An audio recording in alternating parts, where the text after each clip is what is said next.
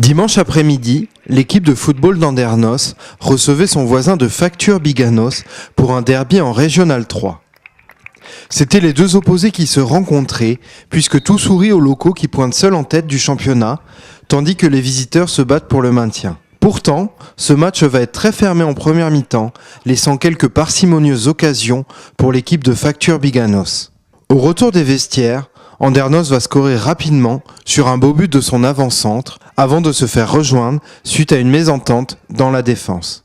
Les joueurs se crispent, le match semble aller vers un résultat nul quand sur un contre bien mené, les locaux vont trouver à nouveau le chemin défilé pour s'imposer dans un match 100% bassin d'Arcachon. C'est un derby, ça c'est certain, mais il y a eu quand même beaucoup de respect entre les deux équipes. Le match a été engagé, mais toujours dans le bon sens.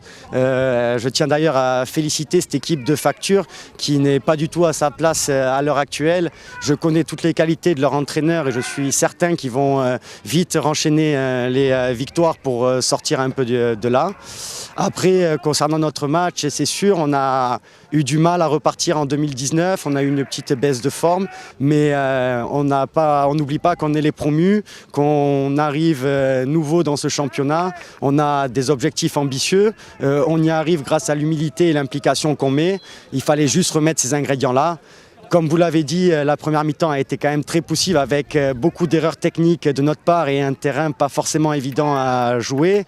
Mais sur l'investissement et l'engagement qu'ont mis les joueurs, j'ai rien à dire.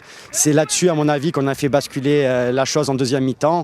On a rectifié un petit peu ces erreurs qui étaient un peu trop fréquentes. Ça nous a permis d'avoir un peu plus le jeu et ce premier but nous a fait beaucoup de bien.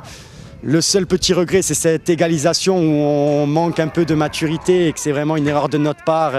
C'est vraiment un cadeau qu'on fait à l'adversaire. Mais on a encore le mérite de ne pas lâcher la tête et de refournir encore les efforts nécessaires pour réussir à s'imposer en toute fin de match. C'est comme je vous l'ai dit, on a passé la semaine vraiment à se rappeler d'où on vient.